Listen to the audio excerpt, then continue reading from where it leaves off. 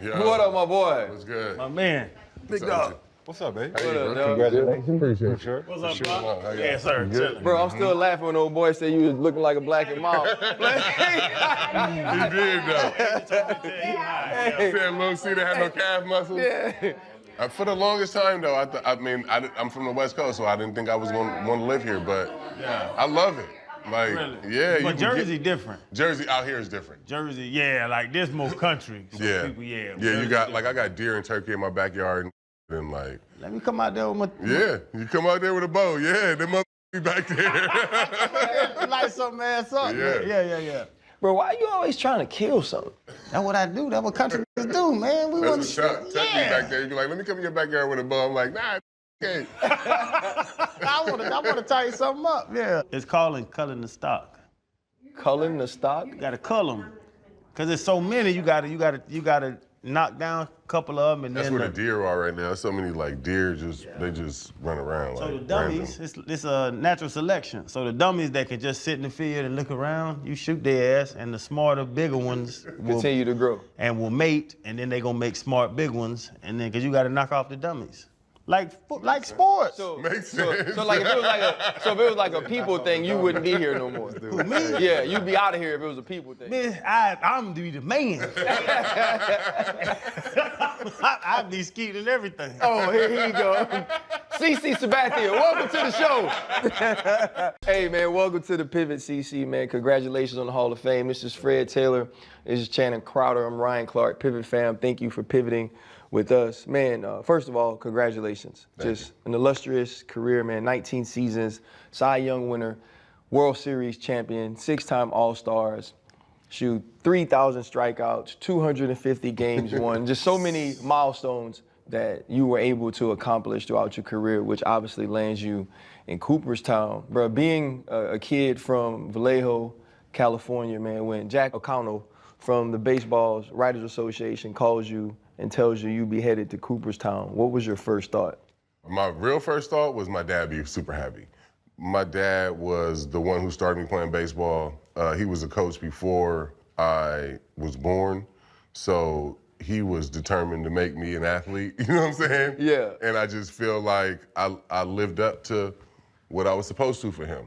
I felt like that when I first made it to the big leagues, and then I felt like that when I played for the Yankees, and then I got that feeling again, you know, when I got the call to the Hall of Fame, and it was just a real feeling, you know, like you said, being from Vallejo, and the odds of me making it to Cooperstown from there are slim to none. And I think Pedro said it best first. He said, if a kid like me can make it, or a kid like him can make it from the DR, from Vallejo, then anybody literally can make it to the Hall of Fame, and that's how I feel. Right, but anybody can't make it to the Hall of Fame. I ain't even we be pointing in the next question, bro. No, it's something special. It's something about you, bro. We all watched you, like, you know what I'm saying? There was something that you did different. There was something that your dad did different. There was something that made you be on the show, like to go to the Hall of Fame. What was that when you look back now in retrospect? Little CC and what building up, you know, and being the guy that you are now, a Hall of Famer. I think just being able to go through adversity, I think just being able to keep going forward, you know, no matter what was happening off the field, in my life, as a kid, whatever. When I got onto the baseball field or the football field or basketball, like that was where I knew what, you know, I could predict the outcome most of the time, especially if I'm on the mound. From the time that I was like 9 years old, I figured out, I was like, oh, this all starts and stops on me. Like, I'm in control of everything. And like, me being the only child and wanting everybody's attention, like, that's a perfect spot for me to be in the middle of the diamond, you know what I'm saying? So once I figured that out, I just kind of like, just gravitated towards that. And I loved being in those big moments, whether I failed or succeeded. I just wanted to be out there, and that was the way I could perform. You know, if you ever hear like comedians performing in front of their family or rappers performing in front of their family in the living room, that was like my performance. Like all my family was there, all my parents were there, all that stuff. And that was the way I felt like I could perform as a kid. Right. First off, happy belated birthday. Thank you. Perfect birthday gift, right? But no, I heard you delayed knee surgery. Yeah. So you can walk across the stage, right? What does that walk represent for you, and who are you doing it for? I think the walk represents, for me, I feel like Vallejo, like my hometown, is so rich in like talent and sports history. And like when I was a kid, I only wanted to be just the best for my hometown. Like I went to the high school games as a kid, and I was the ball boy for the football team and all these different things. Like I wanted to be that guy, and to be able to walk across the stage and say I'm from Vallejo, it just, feel like I'll represent the city and all the talent that comes from that city. And I delayed the knee surgery more for golf than. He said, I'm gonna get this knee surgery when it get cold. Man, who the fuck get knee surgery in the middle of the summertime? That shit don't make no sense. That's what old rich guys do. Yeah, they play golf a lot. Yeah, we don't do that. You mentioned your father right away, and I thought that was extremely telling, just based on what he did to get you here in your career, but also he passed when you were relatively young, being 23 years old. And I read somewhere you said you don't feel like you processed it right away. Do you feel like moving forward now you've processed that to a place where now in sharing this moment with him or thinking about him in this moment, you can think about the good things? Yeah, for sure. I mean, you said it perfectly. I never processed him passing away at 23 years old. My oldest son's 21 now. He was just born at the time. And it was just so much going on. Like I was still trying to establish myself as a big leaguer. I was super young. I still needed his guidance. And then I was becoming a father. So I was angry for a long time and just didn't understand what I was going through. And I think that's what led to all the drinking. I mean, I think I had a drinking problem from the start, but I think that's what like pushed me over the edge. And I don't think I ever processed it until I actually went to rehab and had a chance to like sit down, let my brain shut off, and like really honestly try to figure out why I'm drinking so much. And being able to go through that process, go through the grieving process really at 35, 12 years later, and then understand what he meant to me, what he means to me. And there's not a day that goes by that I don't think about my dad. But now, like you said, I can think about him in a good way, One of the greatest pictures of his era, when he finally realizes he needs help, what's the process of truly coming forward and seeking that help and spending that month in rehab? It was something that was kind of like boiling over for like 2 years, 3 years. I knew I had a drinking problem. I knew I was destroying my family. I just didn't care because I was more selfish and still worried about how I'm gonna sleep at night or how I'm gonna get to the next day. And I think in 2015, I was just literally tired. I was fed up, like I couldn't stop. And that was the first time where I really realized like, oh, this is a problem. Like I can't stop if I wanted to. Damn. And I spent that weekend in Baltimore. We had a rain out, and I spent the weekend in Baltimore drinking nonstop. And I went into the office and talked to Joe Girardi, and Chad Bowling was our mental conditioning coach at the time. And we called Brian Cashman, and they were on board. But the two people that I always give credit to the most is Dylan Betances and Chris Young. I'm forever in debt to them because they knew my struggle and what was going on as a teammate. And I went to them first and told them what was happening, and they both right away was like, you're making the right decision. You're doing the right thing for your family. Don't worry about us. You need to get right. And it was the best decision I could have ever made. And I'm so thankful for everybody that was there in that moment. I'm thankful for my family, my wife, obviously, but the Yankee organization for being able to support me, and my teammates being able to have my back. It was a good moment for me. And bro, it's something I asked recently to Kirk Franklin, because he said he had a porn addiction, and I was like, a porn addiction? Like, I like looking at naked people too. I like looking at, like, I enjoy porn. Like, what? Like an addiction. So for you to say I'm an alcoholic, but I just can't enjoy a couple drinks. Like, what's the difference between, I can go out, I have me a couple glasses of wine with the wife, and that now I'm an alcoholic? No, for me, I was never going out to just have a couple of glasses of wine. Like, every time I was going to get fucked up. Every single time. From the time that I started drinking, though, like at 14, the first time I had a drink, I mean, by the time I was 14, though, I had already been like, my grandfather passed away, and, all these different things. My parents had split up. I'm going through all these different things. And I had a drink, and the very first night I got up, and I was like, oh yeah, this is where I'm at. Damn. You know what I'm saying? This is it. And it was from that time until I was 35, so basically 21 years, I never had a drink just with the intention of it being a good time or I'm just gonna sip this. Like it was always, I'm having 7 to 9 drinks, Long Island's, whatever it was never just, you know, for a good time. It was always get up, always. Yeah. How did you recognize that? Because I drink. Yeah. You No, know what I'm I saying? didn't. He stopped drinking. I didn't know. We'll have a couple drinks. We'll hang out. We're going to get on the flight. We'll grab us a cocktail. See, but like if we were all together, we were in the airport, and back when I was drinking, and we would go to the bar, have a couple of drinks, like you would have to carry me off the plane. There was no stopping me from getting up at the bar, or I could have missed the flight. You know what I'm saying? Like it was always too far. Like everybody else could go right here. I could never stop. It was always going too far, and it took me forever to recognize that. And yeah, I mean that's why it took me to 35 to be able to go to rehab and say, yo, I need help, and maybe this is something that I can't do.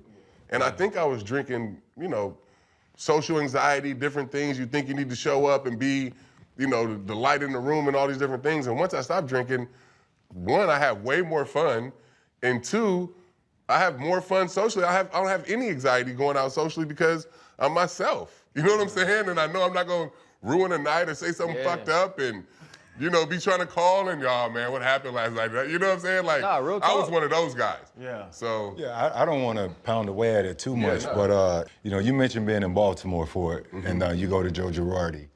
But you guys have a wild card game the next day, right? And you're in the midst of your career. The team is dependent on you as a leader. How difficult was it to actually say, you know what, I'm gonna go to rehab now, and I'm not gonna hold out? You know what was crazy? It wasn't, but every moment up until that moment, I had made every decision for baseball. And in that moment, that was the first time I made a decision for my family and myself. Got it. During my career. Every other decision I ever made was for baseball, to get better, to do everything on the field. And at that moment was the first time I ever made the decision for my family, for myself, to be a better person. I didn't even hesitate. And like I said, the way my teammates and everybody reacted made me feel like I made the right decision. They could have been like, nah, let's just wait. Let's wait. You know what I'm saying? Yeah, let's win. wait until October. No, wait after the playoffs. Then that would have made me feel like I'm hiding it.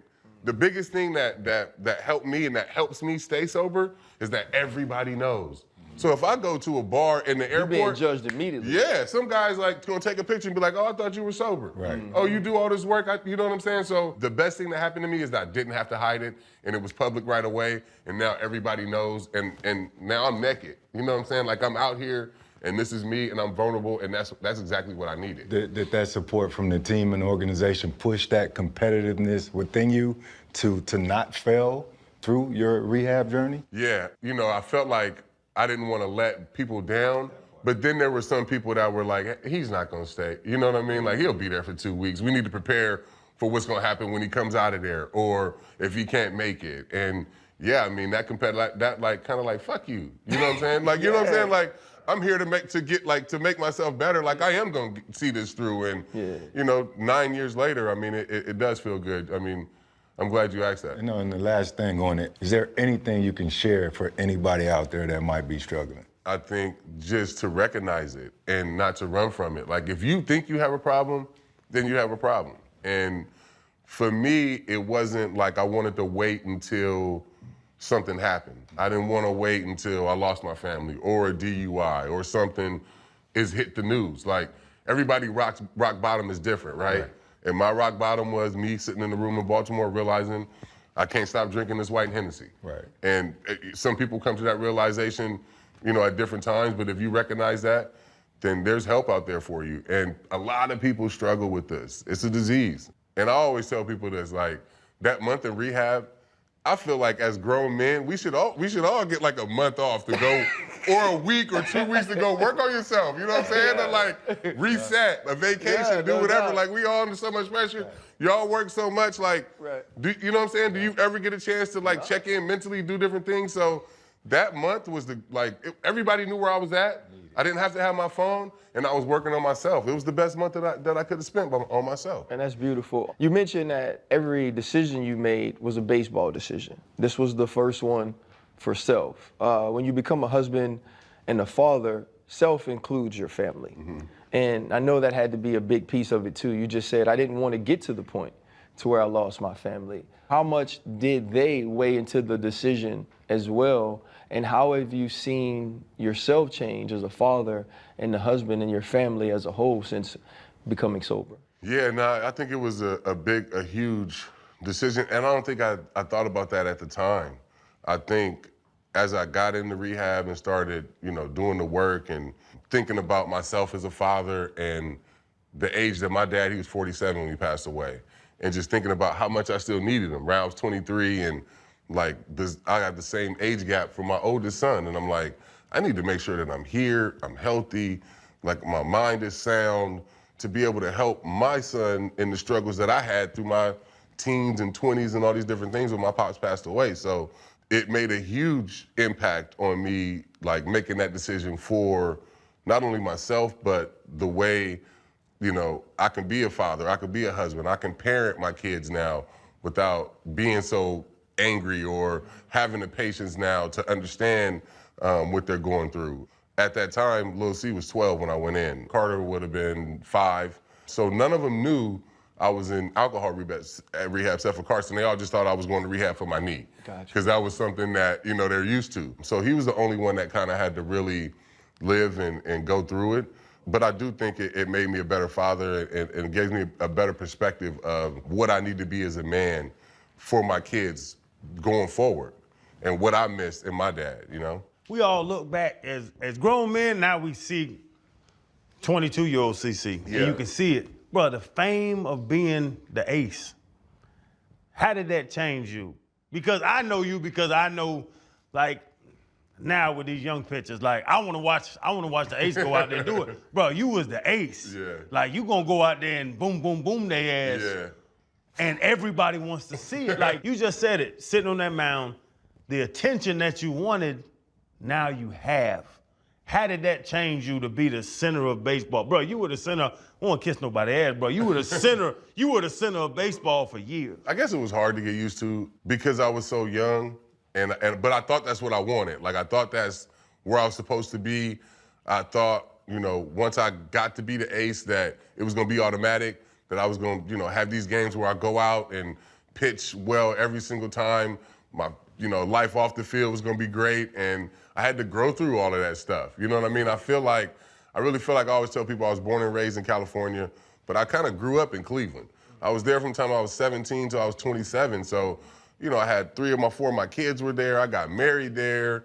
I got robbed. I had some tough times. I got robbed there. My father passed away when we lived there. So I really did some, living and through some trials and tribulations. I figured out how to become that ace and that pitcher through my later 20s. So yeah, it was something I had to grow into, is what I'm trying to say. I didn't have playoff success right away. I wanted to go into the playoffs and be that Pedro or that Randy Johnson, Roger Clemens, and go out and throw shutouts, and that didn't happen. I went out in 2007, won the Cy Young during the regular season, and kind of shit the bed in the playoffs. And if I don't, we win the World Series. We're the best team. It was kind of all on me. It was, sitting, it was in my court. And then the next year I get traded to Milwaukee, and I get to pitch down the stretch, and I learned from in 07. And then the next year I come here, and I'm down the stretch, and we win the World Series. So I had to kind of grow into what I became. In Milwaukee, when you were pitching on 3 days' notice often, and Chan mentioned being the ace, you're about to go into free agency, which we know you ended up getting a landmark contract. What was it in you that you did learn in Cleveland, or you learned in the playoffs when you didn't pitch as well, that said, no, if y'all need me to be on the mound, it doesn't matter if I don't have the right amount of time. I'm not looking to see what's going to happen next year. Put the ball in my hand and I can lead you there. What was it about being in Milwaukee for that short stint that made you so sure that's the way you needed to pitch? I think you said it right, and the question is what I learned in Cleveland. And it was learning to be a good teammate and learning to be there. If I'm available and if I'm able to pitch, I want the ball. When I got traded, I had never played in any other organization. I was scared to death. I cried. I didn't want to go. And Amber she was pregnant at the time. She was like, man, fuck that. Them people want you there. You know what I'm saying? You gotta go somewhere where they want you. Yeah. We had this conversation 2 different times in my career. But she was like, you gotta go where them people want you. they called and was like, after I got traded on the Sunday, we're like, hey, you can take a couple days and, wait till you come. And she was like, no, you need to go. So I left on that next day, pitched on Tuesday, then pitched on Sunday. And I felt like as soon as I walked into that clubhouse, I had been there for 15 years. It was Prince Fielder was in there, Ricky Weeks, Mike Cameron. It was so many different guys, Billy Hall. And I was like, oh, this is great. I feel at home. And honestly, I didn't want the season to end. I was healthy, I was available, and everybody was freaking out because they was like, oh, you going to free agency? Why are you pitching so much? That was the only time in my career where I really felt like I knew that I was going to win those games. So I'm like, I'm making myself more money. Like, I need the ball more time so I can show these motherfuckers, like, I can pitch in these big games. You know what I'm saying? Right. So, like, in my mind, I'm like, no, I'm not hurting my chances. I'm making more money. So. Right. That's all that was. And I know his agent was like, no. My agent was going crazy. He was pissed. He wouldn't even come to the games. 75 pitches. He was like, no. And I would go in there and tell them, like, yo, I'm pitching in 3 days. Like, it wasn't the Brewers, it wasn't anybody other than me telling them, like, this is my schedule, this is what I'm doing. And, they were freaking out. Everybody was kind of on edge, but I was like, nah, this is like, when you're in the zone, this is the only time that I know that I'm going to go out and win these games. Like, I'm taking the ball. Yeah, that competitive instinct just takes over. Question, your first catcher, still your favorite? Yeah, and my first catcher was Victor Martinez. No, I thought your mother was your first. Oh, yeah. Obviously, she still got to be your favorite. Nah, that's a great one, yeah. Right, no, that's a great one.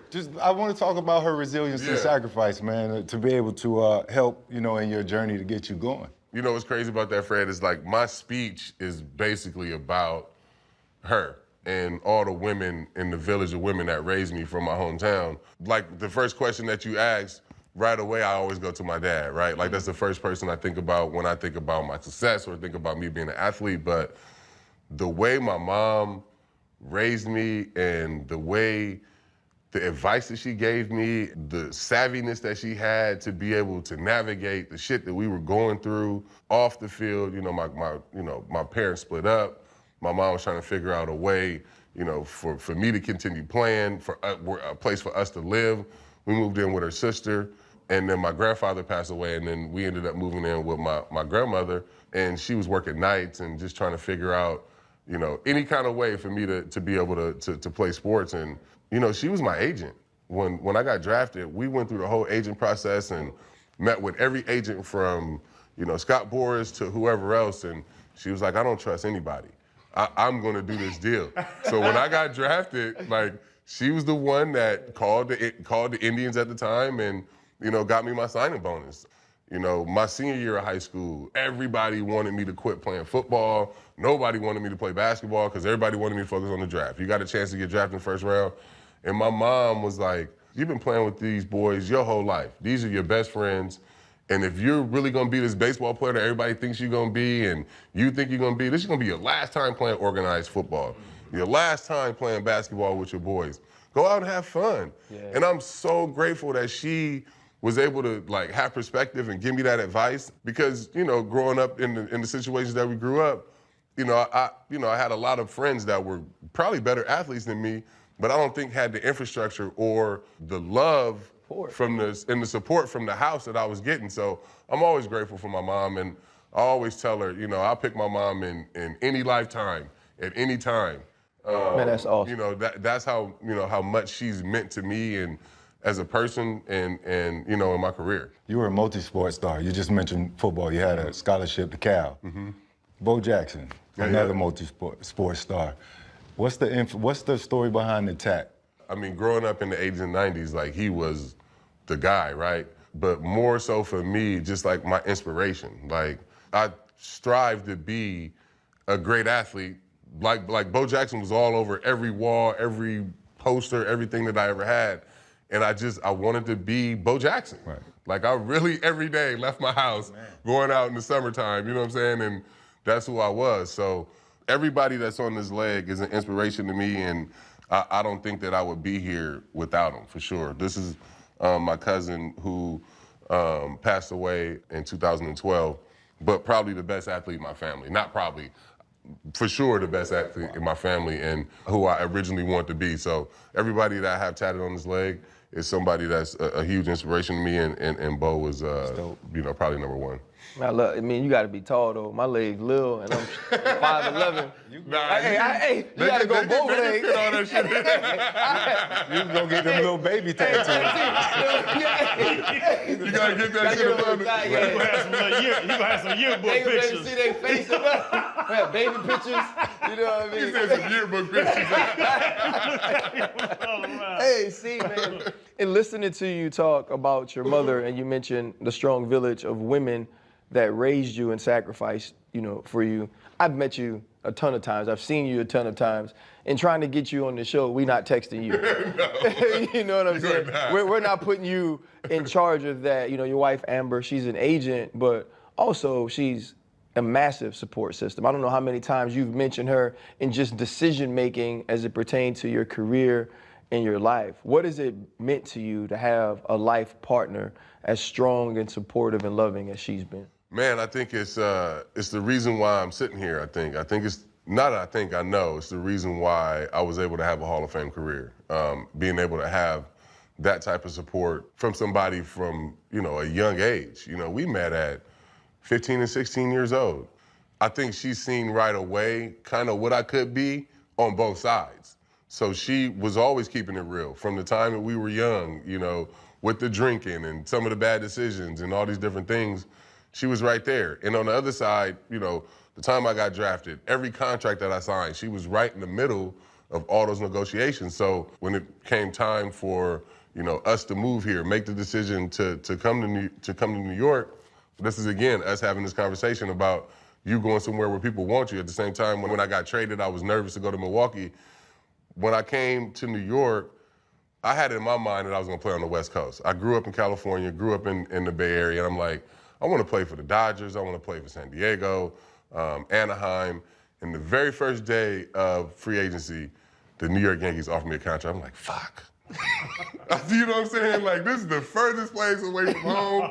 You got all this drama and shit out here. I ain't got nowhere to live. I got to be in Central Park in the city, and people rude and shit. I'm like, this is the worst decision we could ever make. And we go through the whole process, and we're trying to figure out what we're gonna do. Little C was 5. We had a 3-year-old, and we had a newborn. And she was like, wherever we go, we needed to be our home. We need to plant roots. We need to raise our kids. And I don't give a if it's on the moon. As long as our family is together, we can play anywhere. And when she said that, I was like, all right, that makes, you know what I'm saying? Like, if that makes sense. Like, and again, she was like, the Yankees want you. You need to go somewhere where you want it.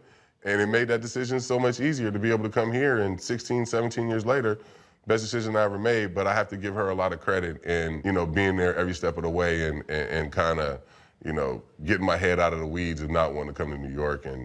But having that support system is incredible. And I think my career ends up different if I don't get married young and if I don't have kids super young.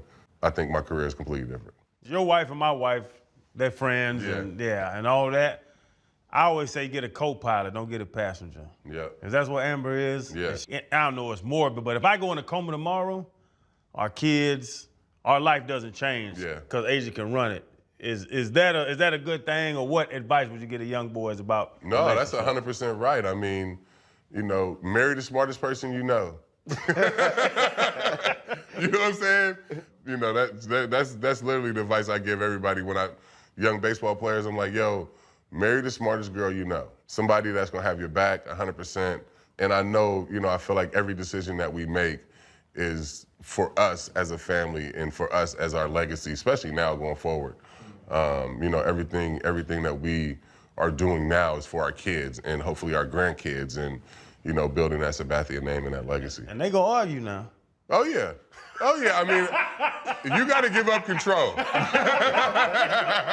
That made my life so much easier. When I stopped trying to control and just was like, just show me where to go. Tell me where to go, tell me where to be, and I'm so much easier now. Yeah. It's great. It's so much easier. CC, you mentioned coming to New York. Obviously, it turned into one of your best decisions ever. But the pressures that came along with coming to play for the Pinstripes, What was that like? Because the city is real crazy. Yeah, it is. Nah, the city is passionate. You know what I'm saying? And especially for Yankee fans, like they hold you accountable. They expect you to go out and throw 7, 8 innings every time out. That's what I expect out of myself. So once I figured out nobody can put more pressure on me than I already put on myself, you know, I can figure this out. And I think the biggest thing that people try to do here is come here and, you know, do too much, try to turn into Superman. When you come to the Yankees, especially at the time when I came, if you look around, that team was probably one of the better Yankee teams that was ever assembled. You had A-Rod at third, Jeter at short, Cano at second, Teixeira at first. Like, all you gotta do is just not fuck this up. And y'all gonna, you know what I'm saying? Y'all gonna win pretty much all of the games if you don't go out there and give up 7 runs in 3 innings. So once I figured out like, oh, it's way less pressure because this team is a lot better than any team I've ever been on, it made it easier just to go out and be myself. And you kind of find a pocket where it's also fun to kind of find a pocket where you're not the superstar. Like everything that happened, they're going straight to Jeter's locker, then they go into A-Rod's locker, then they go into Mo's locker. I'm like the 7th dude on this list. Right. Like, this is great. You know what I'm saying? So it became, you know, fun and easy once I kind of figured out, oh, I can be myself and you know, kind of fly under the radar here. You ever think about the umpire that didn't give you the error, so you didn't get the no-hitter? Man, you know what? Me and Jason Kendall are still really close. I see him all the time. And we were talking about this the other day. It happened so early in the game in Pittsburgh that I didn't pitch knowing that I was throwing a no-hitter. You know what I'm saying? Like, that's a different thing, going to the 6th, 7th inning, like, oh, he's got a no-hitter. We just thought it was a one-hit game. You know what I'm saying? Right. So I'm going out kind of pitching without the pressures of throwing a no-no. Had it happen later in the game, then we get that kind of build-up, and then I feel like it's more of a no-hitter. So I don't think about that. I don't let that bother me. But bro, when you out there, like you say, you the man, you're running the game. And back now they got a pitch clock. So now whatever. But back then, the game don't start till you pitch it. Yeah. Like that gotta be crazy to know that it goes and ends through me. The psychological side of that. Yeah, like you got to get used to that as a kid to move up, because I see these dudes nut up all the time. I mean, that's something that my high school coach kind of taught me, is that like you're in control. Like if I want to walk around the mound, tie my shoe after every pitch, after every single pitch, I can do that. You know what I'm saying? Like I loved that part of it. Like I always used to tell Hov, I was around Hov all the time, and like watching him like from behind like Rocca Stadium is like, that's how you feel. You know what I'm saying? Like it's 50,000, I always say it's 50,000 people in the Bronx on a random Tuesday, and this shit don't start until like I'm ready. Like, you know, like it's 7:05, but I can start this motherfucker at 7:08 if I want to. I can start 7:06, you know what I'm saying? Like, I'm in control of this whole thing, and I think that was the most appealing part about, you know, pitching in the Bronx and being a starting pitcher in general, but just pitching in the Bronx and having that energy and knowing that it stops and starts on you is incredible.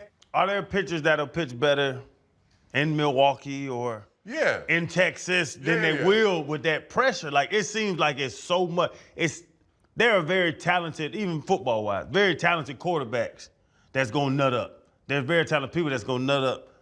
Like, why don't you nut up when you're in them situations? Because I just explained, but that you have to understand, like, when you play for the Yankees, most times your team is going to be really good. They're going to trade. They're going to, like, go sign whoever they can to make this team be a World Series contending team. So you don't have to do anything other than what you can do. Like when I talk about 07 and the playoffs in Cleveland, I was trying to go out and have this performance like Randy Johnson, Kurt Schilling. Like, I wanted to go out and have this epic performance every single time out, 8 innings, 9 innings, and I didn't need to do that. All I need to do is just go out and do my little part.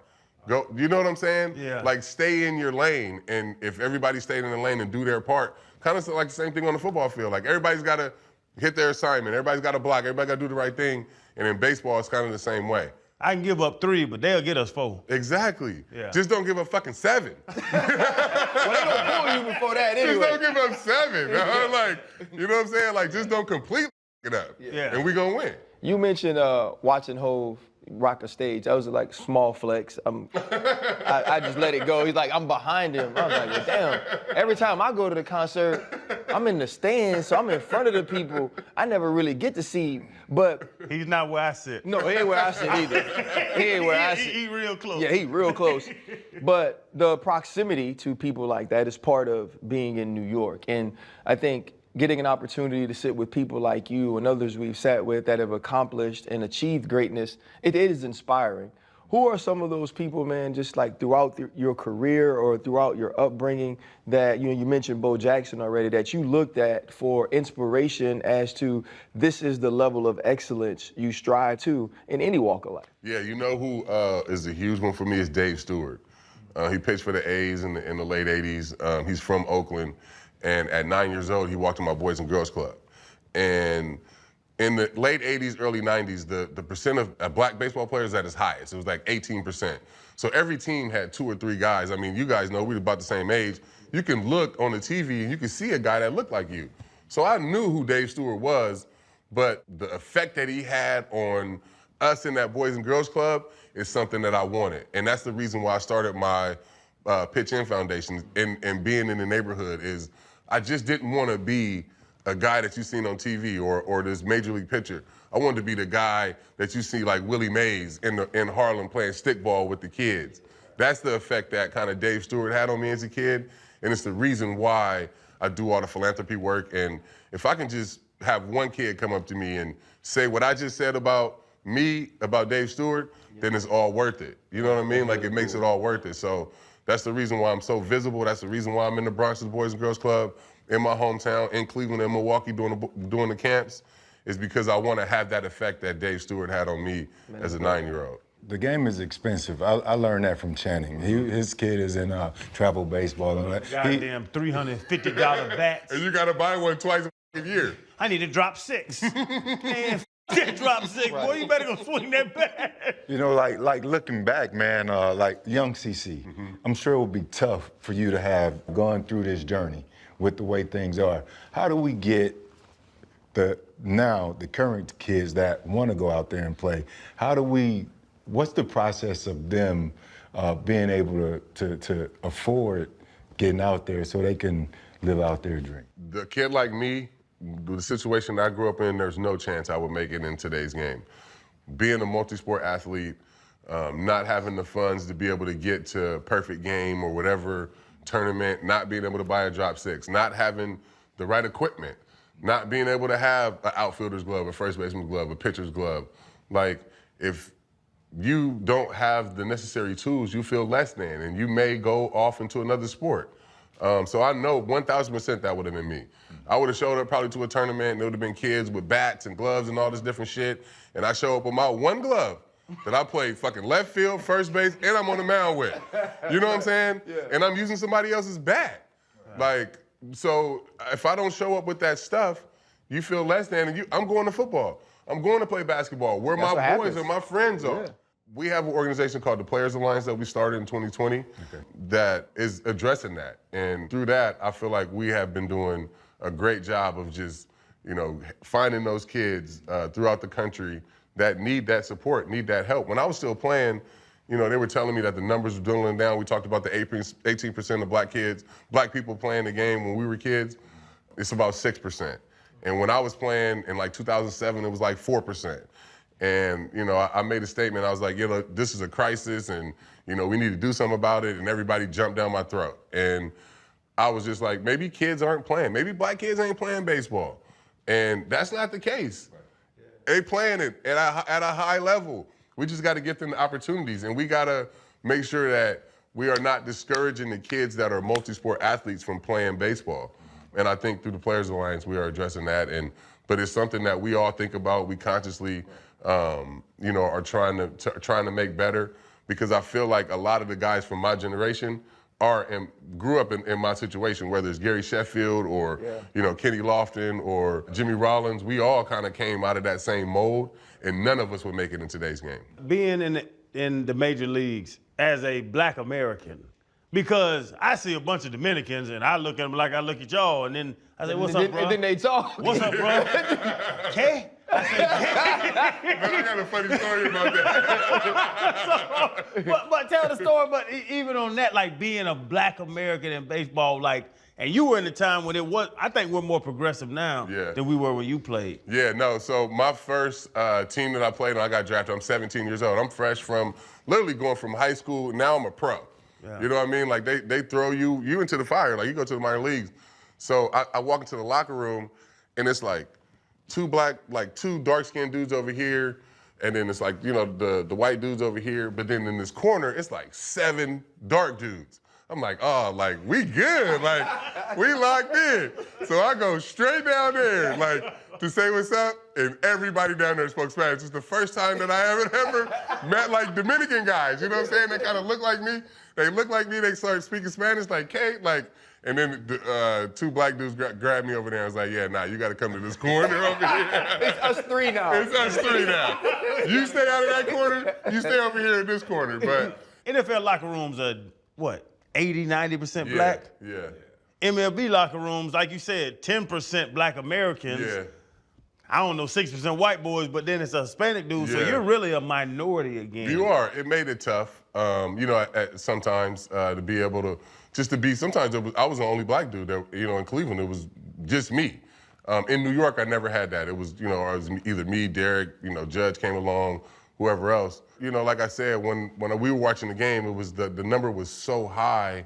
I feel like it's always been our game. You know what I mean? Like even back to, you know, the Negro League days and Jackie Robinson days, like baseball was Black culture. Like if you look at, you know, Hank Aaron and those boys when they started down in Rickwood and, you know, some of the stuff that we're doing down there, like that's Central baseball and that's Black baseball. And those guys were the LeBron James. Those are the Jalen Hurtses. You know, Satchel Paige is flying around in the 40s with decked out suits and he's got his own plane. Yeah. You know what I'm saying? Like these are the guys. So it's always been our sport. We just got to figure out a way to get back to our culture, if that makes sense. Like baseball has always been good for Black athletes. It hasn't always been great for Black culture. And I think we need to get back to getting back to Black culture. It started in Atlanta with the All-Star game. I don't know if you guys seen any of that. With JD and you know, Ludacris starting it off for us and you know, everything that we kind of did down there, honoring Hank on, you know, the home run derby day, I think, you know, we're getting back to that. Did you have some influence in some conversations with that, with your role now and working with them? Yeah, so we started a group about 4 years ago of ex-players. And it kind of just started with, you know, I got a job there in 21. Raul Bani is working with the league. He's one of my favorite teammates. And I'm like, if he's working over there, then it can't be that bad. You know what I'm saying? So I joined and started working with the league and just trying to change the narrative of, you know, players and the league not having a great relationship. And, you know, we started a group, Commissioner Ambassadors Program, and a bunch of those boys I just named, Jimmy Rollins, Ryan Howard, you know, Gary Sheffield, Fred McGriff, we're involved and at a high level in, you know, trying to change the game, trying to bring the culture back. But yeah, I mean, a lot of the stuff that happened in Atlanta, the uniforms, the guys wearing 44 on the home run derby, you know, that was our idea. A lot of the stuff that you see with the hats and, you know, the way that the guys are wearing the uniforms is our idea.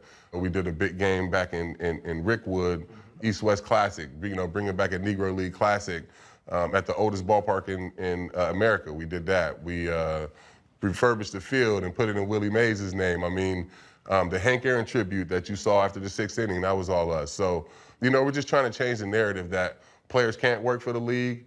And, you know, for me, if you just look at that program, it's all my friends. You know what I'm saying? Like, I get a chance to be able, like what you guys are doing. Right. This is all a friendship. You know, I've watched you guys kind of, the way this evolved, and it's through friendship. And that's what that program is us having a love for the game, having a love for the players, and through our friendship, trying to make the game better. And it's been a lot of fun to be able to be on that side of it and bring my guys along with me. So just right now with the involvement, obviously you work with the league. How are you also involved with the union and trying to help things move forward there as well? Yeah, so you know, having my role with MLB, I'm trying to change the narrative. You know, it always being a fight. You know, the players against the league, and you know, I think you know with the program that I'm putting together, the Commissioner Ambassadors program, we have enough relationships around the league and you know through clubhouses that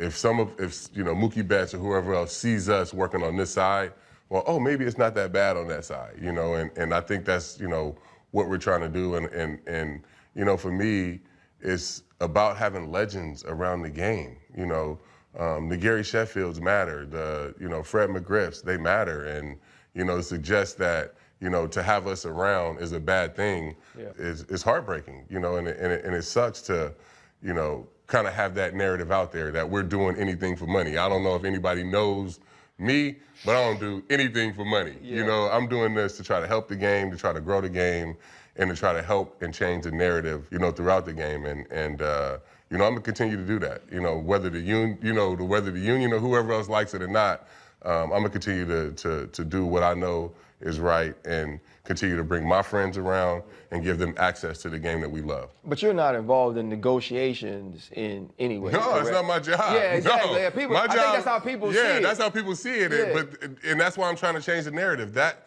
for me, to see me around, you know, the commissioner and say, oh, he's on this side of this issue or whatever, makes no sense. Right. I'm on the side of growing the game and trying to make the game better, and I think everybody in my group is a part of that. Yeah, that's perfect. I love to read, and so I want to ask you about a book. I think it's called 5 O'Clock Comes Early. Mm-hmm. How did that book sort of change your perspective and outlook on yourself and life going forward? That book by Bob Welch changed me because I didn't know if I was going to be able to play or pitch without alcohol. That sounds crazy, but it had been so much a part of my routine, so much a part of my life, that I was sitting in rehab like, I don't know if I can pitch without drinking. Like, this is like what I do. Like, I pitch, I drink that night, I drink the next night, drink 3 nights in a row, and then I take 2 nights off. And then, but like, that's like, it's like part of my list. Like, you know what I'm saying? Like, so once I read that book and got an understanding of, you know, I have a new routine, one, and, you know, this is what it's gonna take for me to stay sober and stay on the track that I need to. And 2, he did it. You know what I'm saying? Like, he was able to go to rehab and he was able to come back and pitch at a high level. It just gave me the confidence to be able to, the confidence and I guess the will to be able to want to play after coming out of rehab. I know functioning alcoholics. You know, I have family members who are actually like functioning drug addicts. None of them are going to the Hall of Fame in anything. I'm just being honest. You know, you mentioned just now, it just struck me, you said, I didn't know if I would be able to pitch. I would feel like it's almost the other way around unless the drinking was such a way of life for you. How do you feel you were able to reach such heights with a lifestyle like that? It was like, I mean, it was just, it was functioning. I was a functioning addict. It was just something, like I said, I had did since I was 14. It was something that I did in high school when, if I felt like it was a big game and I was gonna be nervous, I would drink the night before, just so I could be hungover, so I would know I didn't have to worry about butterflies in my stomach. You know what I'm saying? Like, that's how, like, I had figured out how much alcohol could help me at that time. So it was literally just something that was like a part of my life. Like, I started drinking because it would be a bunch of scouts that was coming to my games in my junior year. And I'd be like, you know what, fuck it, I'm gonna just get drunk the night before and I can wake up and just go play. I don't have to worry about nothing. I got it. Do you ever think about, to Ryan's question, Yeah, like you throwing 97 is the glove blurry? hungover, like you throwing, bruh, we done all watched you body ass. And you out there rubbing your face and, like, did you ever think about, bruh, if I wasn't drinking, like, what I could do when you stopped, though? Yeah, no, I mean, no, I didn't. I don't know. I mean, it's the same thing with my weight, right? Like, I was at my biggest, I was like 340. And I never thought about not being that weight. Like, it's just who I was or what I was. Like, I was offensive lineman. You know what I'm saying? Like, that's just what I am. So no, I never, and I still don't even think that it would have changed anything. I don't think so, you know? If you was pushing off that back leg, or you left-handed, so you Yeah. would push off this leg, at lighter and not hungover, you could be able to throw faster than. Yeah. But the question for is, me, have you ever thought about it? Is there any regret in it? No, none. And I think that's what I'm saying, none. Yeah. Like zero. I mean, for me, like being lighter, like health-wise, like just living longer, yes. Like I was taking care of myself way back then, yes. But like as far as like as an athlete, no. I don't think I missed anything. I don't think it would change anything. But like for life, like just like now, you know, wanting to live longer and be around with my grandkids and all of that shit, yeah, I should have been taking care of myself a long time ago. If he was CC Sabathia that had to go back to Vallejo after 3 years in the minor league, it might be a different thing. different. Like he's going to Cooperstown. You know what I mean? I think, you know, a lot of people who have those regrets, it's when you're the hometown hero, the 3-sport star that doesn't make it, you know? I was always scared of being that too. I was always scared of like letting so that's why when you ask what I'm carrying when I walk across that stage, Right. I'm carrying that I didn't let them people down. Being that 3-sport star and being that guy that everybody looked at like I was in the paper at 9, 10 years old. You're on the front of the sports page, you know what I'm saying? And to be able to kind of live that out and carry that out for my hometown, for my dad, for all of, you know, everybody that like threw that on my back, like that's what I'm walking across the stage carrying. Yeah, I'm stuck in between asking about the movie Vallejo, right? That's gonna go back and follow your childhood, versus asking about, you know, you pivoting throughout your career and changing from the big power thrower and adjusting your stuff to more finesse that created your longevity and obviously landed you in Cooperstown. You can go either direction with either one of those. Which one is most important to you? I'm super excited about the project, just because, you know, I talk about, you know, my hometown and how unique it was to grow up there. And, you know, I feel like if we did a show or a movie about it, it would be a cross between The Sandlot and Snowfall. You know what I'm saying? Right? No, like think about you know, really, really good young black baseball players in the middle of that type of shit going on. Like I grew up in that 80s, 90s jungle. That's what the middle of what was going on at the park. But we had high level fucking baseball going on as like kids. You know what I'm saying? Like my 12-year-old All-Star team probably should have went to the Little League World Series. We were just one pitcher short, but like best baseball team I've ever been on. You know what I'm saying? And it was all my homeboys and we were all black. You know what I'm saying? So it would be exciting and fun to be able to kind of tell that story and let people understand how rich like the baseball is in my hometown and kind of where I came from and why I play the sport. So yeah, I would be excited to be able to tell that story and you know, going back to me being able to you know, extend my career. I think that was just being lucky, being able to be in this Yankees organization and I had Mariano Rivera, I had Andy Pettit, and I had Billy Connors. And all three of those dudes had mastered the cutter. And, you know, when I was throwing hard, they all were like, hey, you need to think about throwing a cutter. I was like, no, I don't. Like, I fucking throw hard enough. You know what I'm saying? And as I lost my velocity, I started paying more attention, and I couldn't have learned from 3 better guys to understand, you know, how to throw this pitch, when to throw this pitch, how to set it up, and, you know, extremely, you know, humbled and honored that I was able to extend my career. And it's the only reason I was able to go to Cooperstown is by being able to come in contact with those 3 men. It's amazing how the brain takes over when you lose that rawness. We talk about it in football too. The longer you play, you start to lose a little bit of that stuff you really had, but this has to take over. Yeah. Right? And then it's like, man, I wish I was using this when I was my shit was good. Yeah. You know what I'm saying? But then that's when you see the Patrick Mahomes or whoever else it is. But you to talk about your 12-year-old team and then to talk about when you had to adjust, is baseball nature or nurture?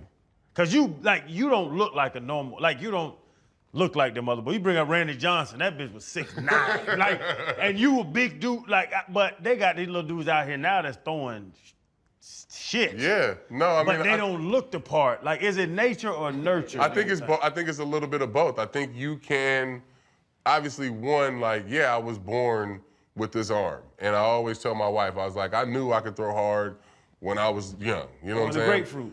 Throwing the grapefruits. I didn't want to tell that story, but yeah, that's how I knew. I'm sure people tired of hearing me throwing the fucking grapefruits, but that's a true story.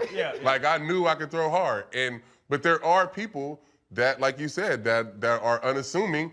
Jose Altuve, one of the best hitters that we've ever seen, probably going to the Hall of Fame, and he's minuscule. Yeah. You know what I'm saying? So it's fun, and I think baseball is cool in that way that anybody, with enough skill and that can work hard enough can make it to the big leagues. You have so many special moments. I listed those accolades when you sat down. What's a moment with a teammate or just with the team and environment that stands out to you that was truly special that you got to experience throughout your 19 years? I think for me, one, winning the World Series, but I think the biggest moment that was for me having a chance to experience was watching Derek get 3,000 hits. He went 5 for 5 that day. I think he hit a grand slam to get the 3,000 hit, but just the lead up to that, you know what I'm saying? Watching him go through that. Being in the Yankee uniform, being his teammate, being close to him, it was incredible to kind of see that. And, having my own kind of going for 3,000 strikeouts and having that build up and knowing what that was like, it was fun to see it on both, on as a teammate side, like a little brother, and then to go through it, yourself, and then, have my guy Dylan Betances do the same thing. He was with me, going through it, and but watching your teammate get a milestone like that where he's going to the Hall of Fame is probably the coolest thing. First baseball jersey I ever owned was a Derek Jeter jersey. Okay. I was number 2 my entire life, high school, all that, and I was like, this is perfect. You know what I mean?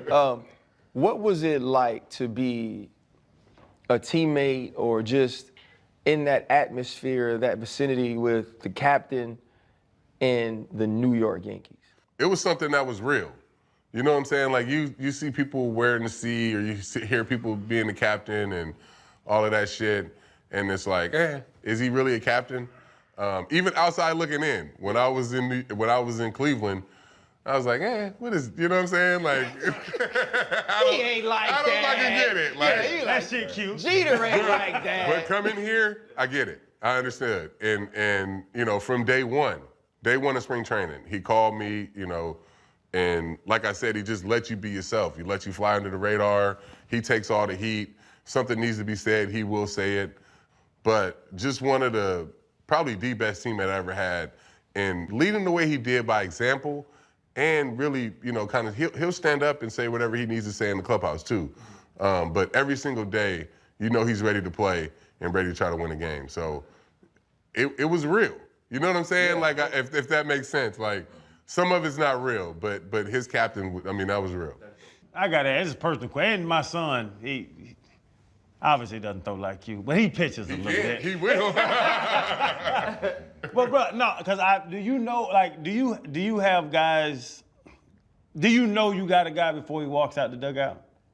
Is there times in the day where he just, I done kicked his ass so many times, he don't even gonna swing his bat. And that's what I was saying about those times in Milwaukee. I knew driving to the ballpark, you have no chance to win. I never felt like that. Yeah. Where I'm driving to the ballpark, I'm like, oh yeah, I'm winning this game today. You know what I'm saying? There was no butterflies in my stomach. I know as soon as the game starts, I'm going 8 innings and we're gonna win this fucking game. There have been times, there's times that I feel like that when I'm driving to Yankee Stadium and I'm out of there in the 3rd inning. You know what I'm saying? But that 2 months in Milwaukee is when I knew that, this is my game. In that window, did you know that you could be a Hall of Famer? When did you know CC means Man, something? I never, ever, ever thought about me going to the Hall of Fame until I think it was like 2013 or 14. I got into it with an umpire like I always do. And I was sitting on the bench next to one of my teammates, and he said something about like, how you gonna do that to a Hall of Famer? And I was like, who the fuck are you talking about? You know what I'm saying? But like, that was the first time I had ever even realized that people thought of me like that. Yeah. Like I had never even, like, never crossed my mind. Like never ever crossed my mind until I was sitting next to Ben Francisco and he like just said that in passing. And I'm like, oh shit. Like, I mean, like, yeah, I guess. You know what I'm saying? Like, but I never considered myself a Hall of Famer. All right. Throughout your journey, though, man, from Vallejo to the bigs, you know, finding success, finding struggle, finding growth, what's been your biggest pivot or your greatest pivot? I think my greatest pivot is just understanding myself, I guess, processing everything that kind of happened to me young and being able to apply that as a grown man and you know, become a better father, become a better husband, because I was on the track of, you know, losing everything. I think in, you know, October of 2015 was my greatest pivot, being able to you know, stop drinking and you know, turn my life around. And this is just a pure question because I need education as a fan, right? And you seem to you love baseball. I do love baseball. I love sports in general, but I love baseball. And Chan was talking about pitching.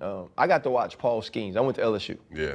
When there's a young dude like him who's at the Pirates, and I played in Pittsburgh, he's not the greatest run support, but when you watch someone like him, does that bring you joy that the game is in hands of guys like the Skeens and the Shohei Ohtanis and all of these people you're still advocating for while trying to build it up more for people like us too? Yeah, no, it's incredible to watch. Not only one like Skeens do what he did in the big leagues, but do what he did at LSU. Yeah. I think, you know, more kids, especially more black kids, need to know that that's a route that you can take. That's an avenue that you can take. You know, Mike Braswell was on that team. You know, so many different guys that you can name. I love the fact that he's able to take that success from the College World Series, LSU, and then bring that right into the big leagues. Like you said, it's tough getting the run support with the Pirates. Yeah. But it's incredible to watch him. He's 2 years into his big league career. He started the All-Star game twice. Yep. You know, he's probably he's going to be one of the greatest talents that we've seen in a long time, and our game is in a great spot. It is. We just need more players involved, you know, helping the league, you know, figure out how to, you know, build this culture up and build these moments up. And just you bring up Shohei, who's an ace, and raking. Mm-hmm. Your big ass wasn't raking. Hey, you hit a home off of Chano Park, though. Yeah, I did. You got Chano Park. You brought up Shohei. I'm like 20 looking years too late. I might have been like 20 years too late. Hey, you got a Chano Park. He got what? Oh man. So I guess my last thing is, will they call you Karsten Charles Sabathia when you walk across the stage? I hope so. I hope So it's Carson Charles. Yeah. And again, to honor my father, you know, my son will be there. He's Carson Charles. So yeah, I mean, I'm gonna be walking across with that man on my back. So yeah, I hope they do call me Carson Charles. Man, thank you for your time, bro. This was absolutely amazing, man. We appreciate you, and just congrats again, dog. Yeah. I think it's amazing that not only you had the playing career that you have, but now in becoming the person that you are, you share your story, but you also give back by being present in many places where they don't get to see people like you. Appreciate you. Well, let's go grab a drink. Let's do it. Congrats again. Oh, wait a minute.